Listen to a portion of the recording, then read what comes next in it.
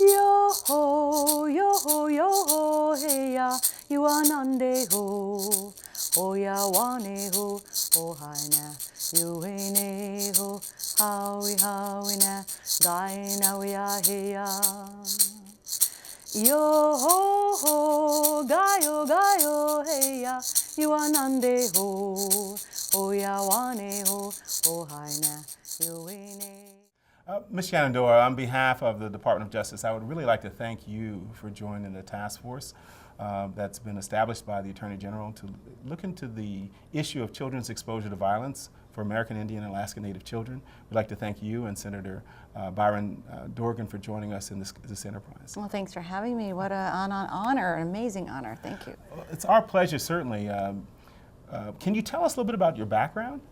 Well, I'm Oneida Iroquois. Mm-hmm. My dad was a chief. My mom was a clan mother. Mm-hmm. And they brought me up in a very powerful way in that they nurtured my gifts and talents.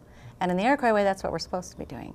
And so it had a profound influence on me as I've traveled the world and had a chance to do some very amazing things through music. And so one of the things that I love and always treasure doing is being able to help raise the esteem of children. Wonderful. Everywhere, not just native country, but also in native country here in America. As you know, there's an epidemic, and it's really caused some serious issues for our children, and I want to do all that I can to help change that. Wonderful. Can you tell us a little bit about your music? How do you find the music itself and the words that are part of your music? Well, in the Iroquois way, we believe that we have what are called kind of guardian angels, or our ancestors, who kind of watch over us. Wonderful. And so I put myself in a place where I ask for the music to flow. Mm-hmm. Sometimes people, very famous, call me up and say, hey, can you finish a song for me? You know, I've been so blessed to have been on stage with some of the most famous people in the world, mm-hmm. and had a chance to sit next to Beyonce during the Grammys.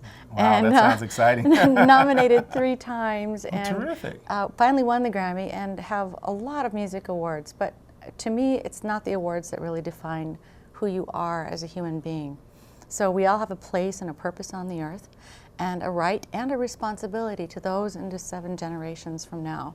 Mm-hmm. So my culture is like very, very strong, and I believe that I can help make a difference. That's really exciting. Can you tell us about the kinds of issues that you think you want to focus on while you're a member of the task force? Yes, I really believe that children across Native America are having difficulty finding their place or where they belong, or perhaps they don't know what they're supposed to be doing with their life. Mm-hmm.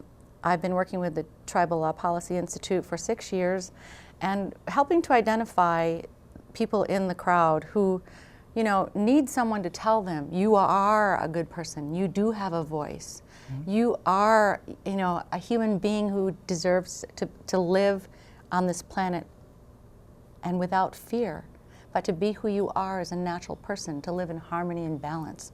And so these are things that, you know, I love to do, and I try to use music as a healing force. How are the young people responding to your message? Oh, some of them just like, oh, do you think I could really do this? You know, and I'm like, of course you can. You know, it's a matter of finding those people in your community who are willing to reach out to you and help. Because sometimes, you know, it appears to me that our communities are broken, our families are broken, the line of communication is extremely difficult. We've forgotten how to talk to each other. You know, and the prophecy is that this would happen to us. Mm-hmm. We would become, you know, like a poor bird with a broken wing. And if we nurture that wing, we nurture that little special being, that gorgeous little child, they can really make a difference on the earth. And we saw those children today. Yes, we did. And they were like, wow, I was so moved by that presentation. One of the issues that one of the children talked about today was suicide on reservation areas. Can you tell us a little bit about your thinking on that issue? Yeah, I think it's difficult. No matter where you go on the reservation road, mm-hmm. every single family has been affected. Wow. I would say everyone knows someone. That extensive? Yes. Mm-hmm. I mean, in my own family, mm-hmm. We've had suicide.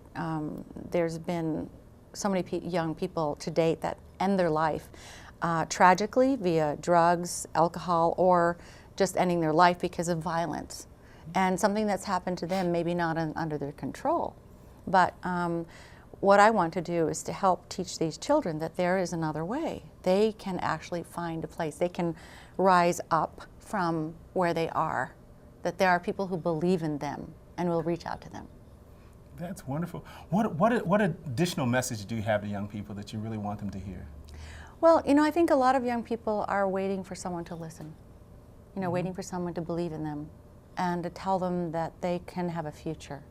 And I say this about children all over the world, many of them are living in very difficult conditions. Yes. And whether they're hungry or lonely or, just don't feel like there is a way, I'd like them to know that there could be a way for them. And that with the task force, this is one of my main missions, is to get the word out there that we want to listen. That's why we're going to have the hearings. We want to hear from people, their experience, and how we can help heal that experience. Many of the young people are not living on reservations. They're in fact living in cities across the nation. Do you have a message for them, or do you have specific issues that you want to focus on for those young people? Well, I'd like those young people to look at this website. And I'd like them to, for the Department of Justice and the task force, to see what kind of work they're doing, and also to reach out to us. Sometimes maybe the 800 number for suicide isn't good enough, you know what I mean? It's just a number, and maybe there's someone on the other end who will listen.